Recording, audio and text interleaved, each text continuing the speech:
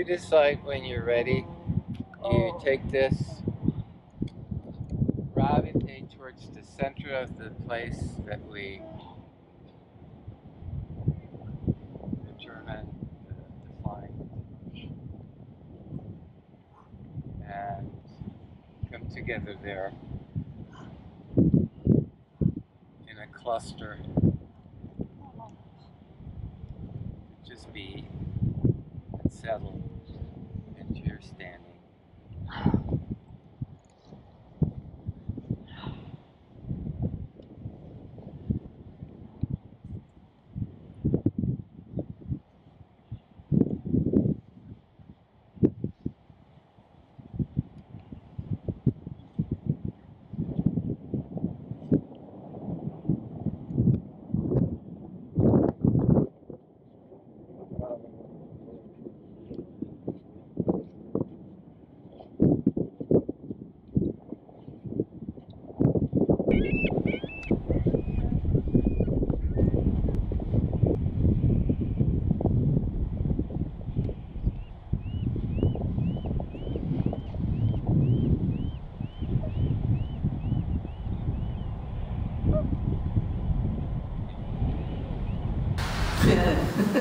My experience on the beach brought up a lot of stuff.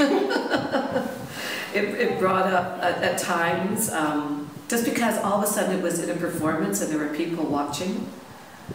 So at the beginning of it, it took me a while to sort of really just be in my own breath and my own sensation, because I started to watch what other people were doing. So when I was in that place, it was really hard for me to play. But as soon as I started to really be there in the wind and the birds, the sounds of the birds and the ocean and the texture of the sand, and then include other people watching as in that bigger place of participating, then there was room for me to play with other people. Although in truth what I ended up playing more was with the elements. And that seemed to move me more than the actual other people there. It was interesting. The elements seemed to be bigger than the immediacy of other people. So it held a lot of sense that there was stillness in it for me. And the wind is breath, and how that informed and changed sound and my breath and movement for me.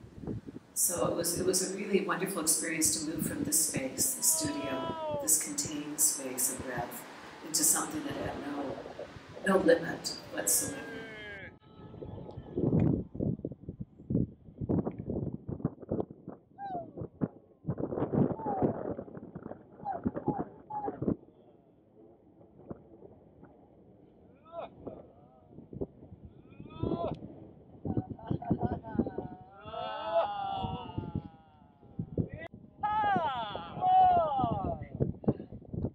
The beach event was the first time I'd ever participated in this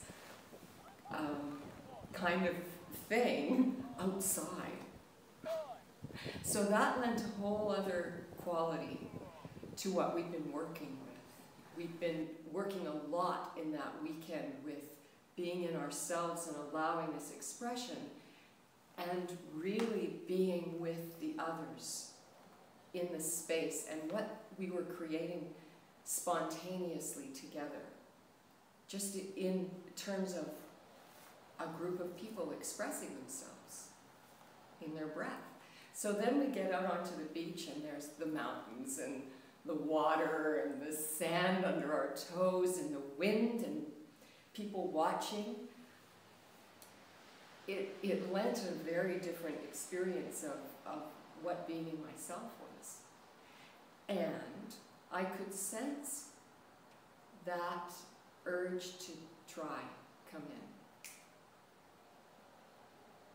But the difference for me was that I sensed it, and I could remember to just be in myself in this big, wide space of all the stuff going on around me. I could participate by being so strongly in myself and just wait. I could just stand there, and that was enough.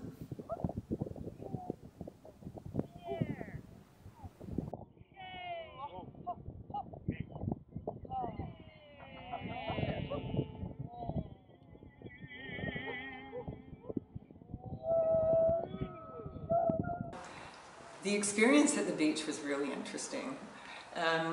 There was some anxiety about, my gosh, you know, we're going to go down there. It's a gorgeous day. The mountains, the water, the beach, everything. And people, all these people, what are they going to think? And then I thought, you know, just allow this surprise to happen and see what happens. The allowing of the breath to just to be in everything that we were doing that day. And my experience was that I didn't really notice the cameras that were there. I did not notice the people that were watching. I was more present to the collaboration that was going on with everyone and with no one. Sometimes you're by yourself and nothing is happening except you're one with. You're in the oneness of this breath, and you're one with the earth, the sky, the water, everything that's there. And then all of a sudden somebody was there, or 2 or 3 people were there, and you're with them.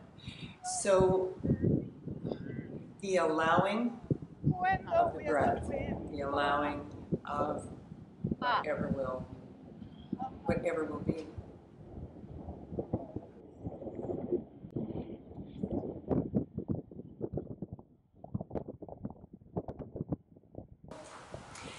The day we went to the beach, when Jörg said that he wanted us to go to the beach, I had all this performance anxiety happen, and I thought, we're going to be on the beach, and we're going to be moving in these abstract ways, and sounding vowels, and people are going to be watching us, and we're going to have 2 people on cameras filming us, and they're not going to know what we're going to be doing.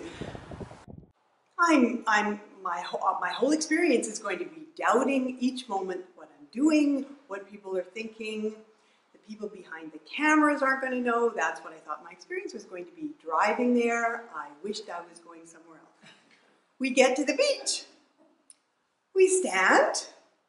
I see the sky. I see the ocean. I see the mountains. And something happens and I expand. I encompass the elements. I encompass the birds. And I sense my breath. And I'm moving in these ways that just seem right. And I'm sounding. It was amazing.